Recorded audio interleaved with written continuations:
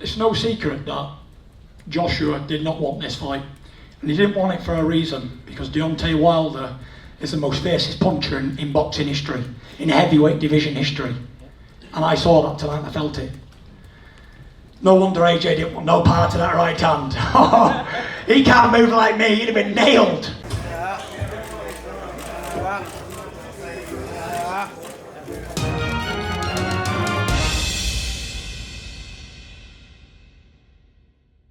Deontay the Bronze Bomber Wilder poses the question, if Tyson Fury feels he was robbed, why not take and partake in the immediate rematch?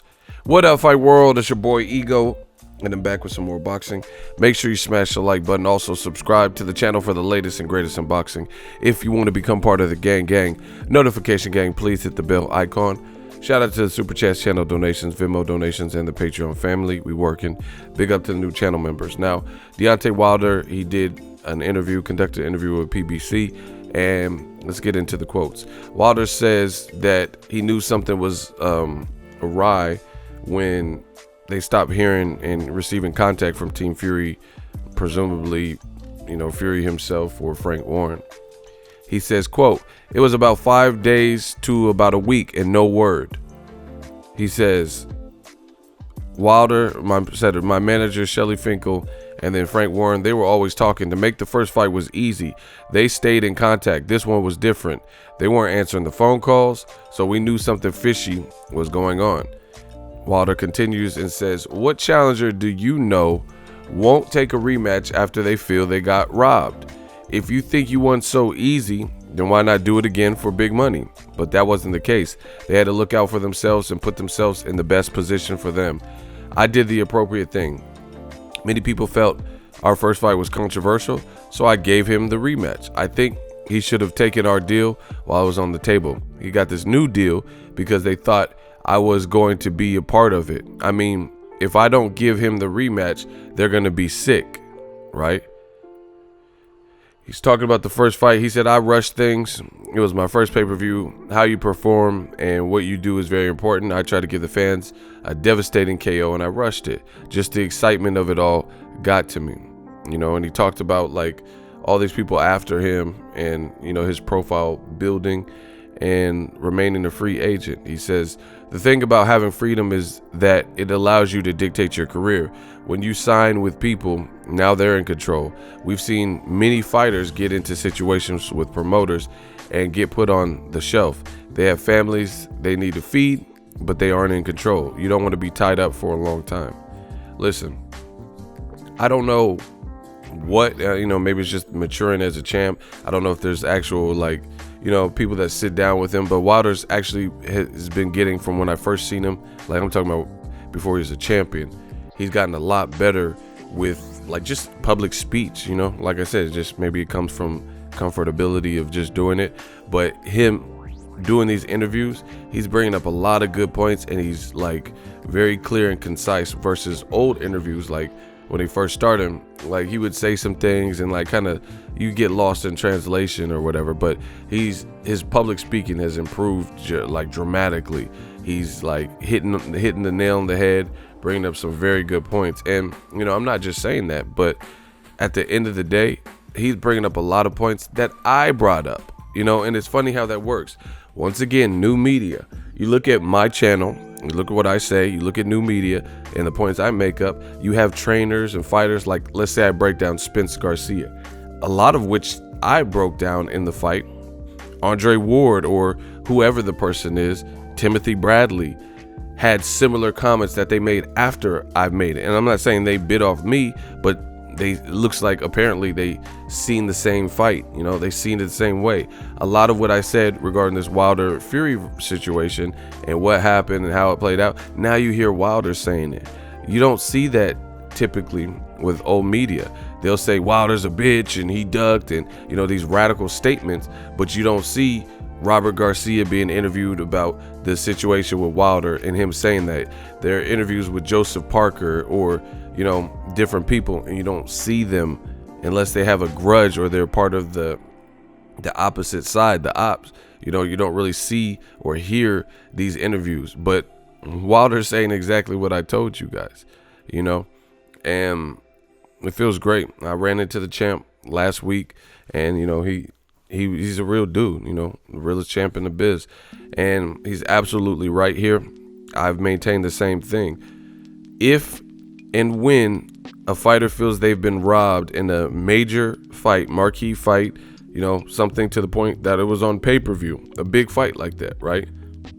When have you ever seen the fighter say, I beat this guy, and the world knows it, and ride off in the sunset with the moral victory? You get what I'm saying?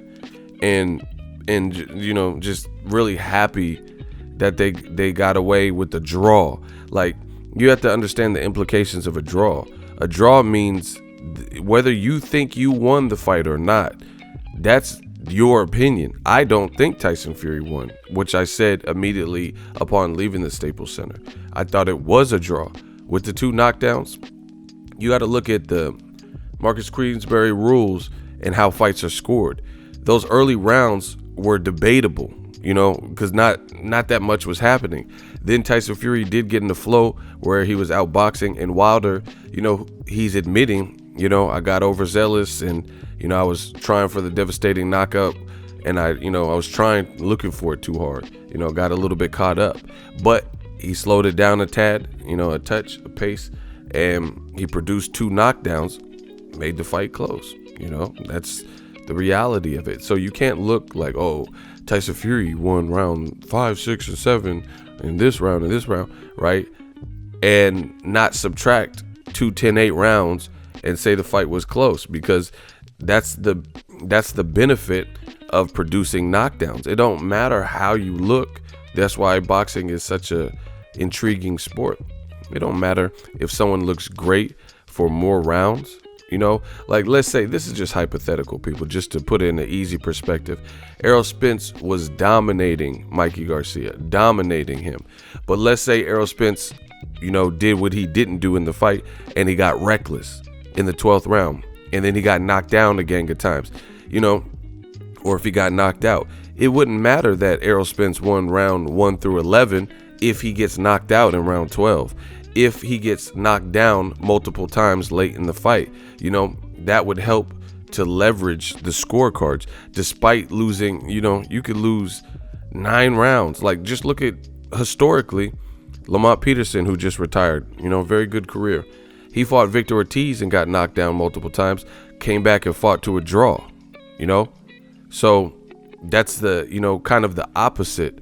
Or you look at Juan Manuel Marquez versus Manny Pacquiao. He got knocked down 3 times in the first round, still fought to a draw, because the knockdowns set him back, and it set him back quick, but it happened in the first round, so he was able to work himself back into the fight, and challenge Pacquiao and win some of the later rounds. So even though he was, at a quick deficit with having 3 knockdowns in the first round, he worked himself back into the fight, just like Victor Ortiz versus Lamont Peterson, as I just mentioned. So this is really kind of the opposite. Yeah, Tyson Fury was outboxing Wilder for some odd rounds, but the 10-8 rounds and 2 knockdowns put you right back into contention, just like that, and that's why Tyson Fury, if you listen to him in interviews, he has to tell people that he won 10 rounds to 2, because anything less than that, now you're teetering on the edge of a draw, like I said, or that means Wilder would have won, depending on how many rounds you gave him in the first 4 rounds. So it's the bottom line is that the Tyson Fury, he made his decision. The world sees it. The world knows it. And now, to me, Tyson Fury is saving face. He's fighting the worst out of all the big 3. He's fighting a guy named Tom Schwarz, who, I'm not going to go out of my way. I don't know who he is, to be honest. I've seen him. He didn't look too impressive. They're saying he's 6'6". That's their whole, if you listen to it, the whole build up, Ben Davison, Tyson Fury, Frank Warren, all these guys on Team Fury, they are like, wow, where did Tom Schwarz come from? Oh, he's ranked. He's ranked number 2, right? He's ranked number 9 in the sanctioning body. Oh, he's 6'6". Nobody cares if somebody's 6'6". There's a lot of basketball players that if they got in the heavyweight ring, they could be 6'9". They would get knocked out, So that doesn't make it a rightful fight because somebody's tall, I'd rather see someone 2 inches shorter, like Cannon Briggs or Luis Ortiz or Dillian White, guys that are 6'4" and not 6'6", but they have more pedigree. Nobody's just watching fights because somebody's tall. Robert Easter was tall and he got beat by Mikey Garcia convincingly. He was much taller. So, come on, like, you're not going to fool the public with that, and like Wilder's saying here, name a time in history. Well, this is what I said actually, but name a time in history where the fight was controversial. They thought they got duped. They thought they got robbed. And they're just like, Tyson Fury literally said if the fight happens, he said he wanted it in the same interview. He said he wanted the rematch and it's got to happen. And then they said, hey, Wilder says, you ducked the rematch. And then he got mad and Tyson Fury says, oh, if it happens, it happens. He's a nobody. He was a nobody before me, and he's a bum dosser. Nobody believes those things anymore. Like I'm saying, like Wilder is saying, if you thought you got robbed in the rematch, why go into negotiations, be in negotiations, have the paperwork for the rematch, get 50-50 and all this, and have it for a week, and then switch sides and go over to ESPN to the point where this new deal puts you in a position with the powers that be, the higher ups at ESPN don't want you to take the immediate rematch. They want to build you up. They want to give you, time to quote unquote get to your peak or recover from that 12th round and, get some confidence back. So they're trying to give you every hopeful chance, available to when you see this guy again, you're going to be in what they probably believe to be your peak form.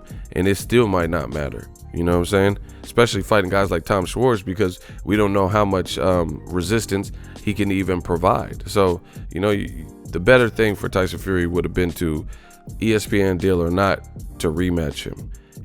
From this point on, everything he says in regards to this and saying Wilder's a boom dosser and, I beat him easy, no one believes that, because if you beat him easy, why not run it back? Wilder wants to run it back. He said it days after the fight that he wanted to run it back on the conference call that I was on. Tyson Fury seems like the one that is content. And then, like I said, out of the big three, Anthony Joshua, Wilder, and Fury, Tyson Fury has the worst received fight, because none of them are fighting each other next. And Tyson Fury is the lineal champ, so he's the guy with the more invisible belt, versus the WBC green strap that we could see, and Joshua's belts, all of his belts. Tyson Fury is the guy with the invisible belt. He's a guy that's still trying to talk the same trash, but he's also the guy with the worst opponent selection that is not being received well from the fans, in Tom Schwartz. Anthony Joshua's fighting Gerald Miller, so he's ranked. People know him. He's fought in America. Anthony Joshua's coming to America to fight him.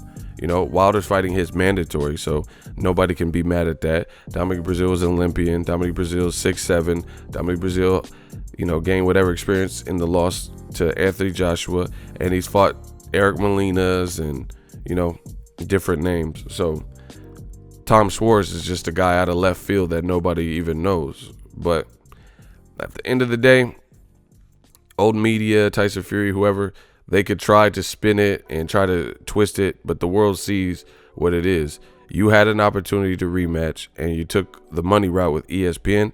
That's your prerogative, but we got to call it what it is, and it's not looking good. Like I said, we'll see how Tom Schwartz does, I want to see, because I'm not going to cover it, because this is a business for me. I got to make decisions that impact my business. I have ESPN Plus, so I could watch it. If you would like to, I'm also an affiliate with ESPN Plus. So in the link in my description, you can sign up if you want to see it. You get a 7-day free trial, $4.99 after that. But I'm not making travel arrangements to go cover that. I will, however, cover Deontay Wilder versus Dominic Breazeale. So I'll let you know how the crowd is at that fight. And then somebody who goes to cover Tyson Fury versus Tom Schwartz at the Thomas and Mack Center, let me know if it's a packed house and, what that crowd's looking like. But either way, I agree with Wilder. You're saying that you beat him easy. do it again. That's what the fans were expecting. That's what the fans wanted. And Tyson Fury and his team disrupted that. Let me know what you guys think. Drop your thoughts in the comment section. Make sure you smash the like button. As always, hate, comment, and subscribe. Till next video is Ego signing off. So if you enjoyed this video and want more content like this on the channel, you can show your appreciation by going to the PayPal donate button or the YouTube support button, and you can donate any amount that you feel is equivalent to the value of this video. Much more to come. Thank you guys for your support. Boxing Ego, the future of boxing.